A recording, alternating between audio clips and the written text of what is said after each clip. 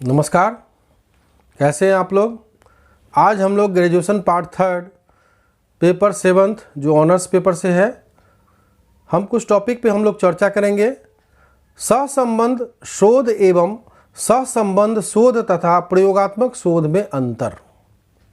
मैं professor doctor के Thakur, KBS science college Uchaith Benipatti Madhubani से। जैसा कि देखा गया है कि सहसंबंध शोध वह अनुसंधान है जिसमें दो से अधिक चरों के आपसी संबंधों के आलोक में कोई निष्कर्ष प्राप्त किया जाता है। क्या किया जाता है? दो से अधिक चरों के आपसी संबंधों के आलोक में कोई निष्कर्ष प्राप्त किया जाता है। क्रॉनबेक ने इसी अर्थ में सहसंबंध शोध को परिभाषित करने का प्रयास किया है।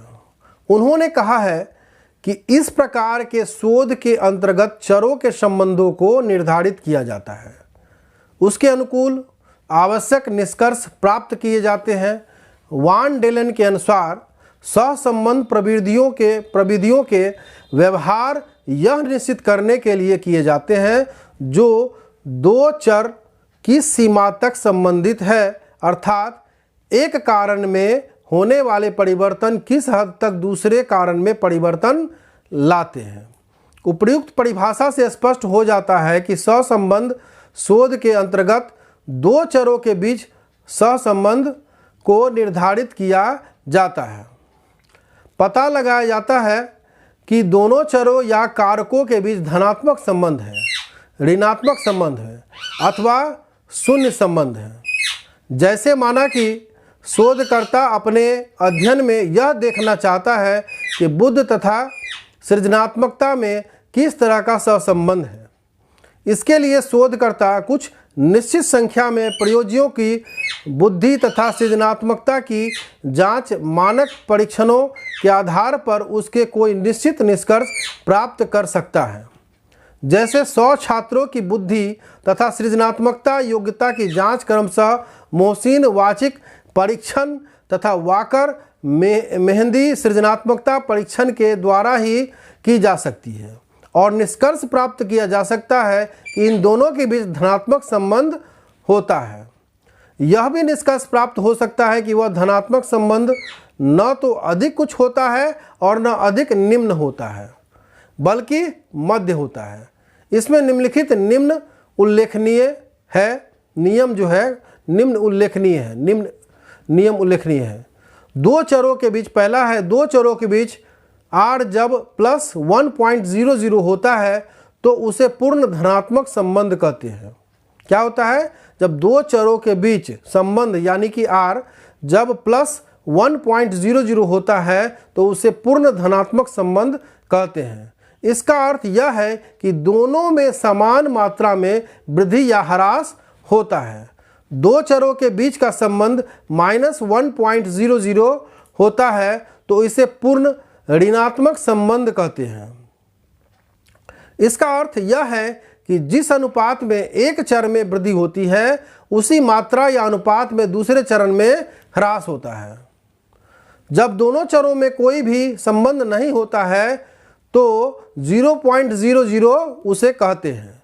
इसका अर्थ यह है कि एक चर के आधार पर दूसरे चर के संबंध में कोई भविष्यवाणी करना संभव नहीं होता है। अब यहाँ r बराबर 0.00 तथा प्लस 1.00 या माइनस 1.00 के बीच के संबंध को अपूर्ण सहसंबंध कहते हैं। दो चरों के बीच संबंध उतना ही अधिक माना जाता है जितना कि r प्लस 1.00 या माइनस 1.00 से निकट होता है।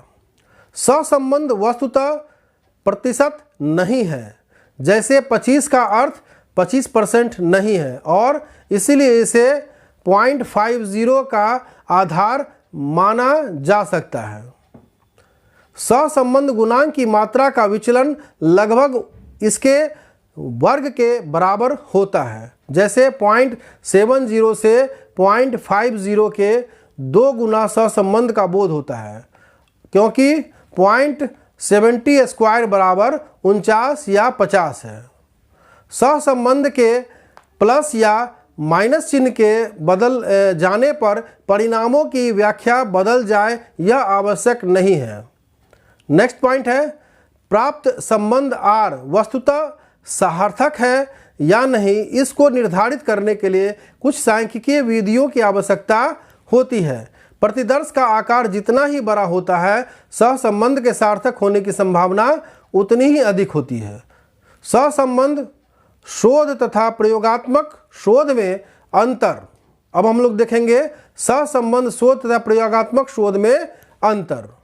सहसंबंध शोध में स्वतंत्र चर्या चरों के परिचालन सामान्यतः चयन द्वारा किया जाता है। इसके विपरीत प्रयोगात्मक शोध में स्वतंत्र चर्या चरों का परिचालन प्रत्यक्ष रूप से प्रयोग के आधार पर किया जाता है।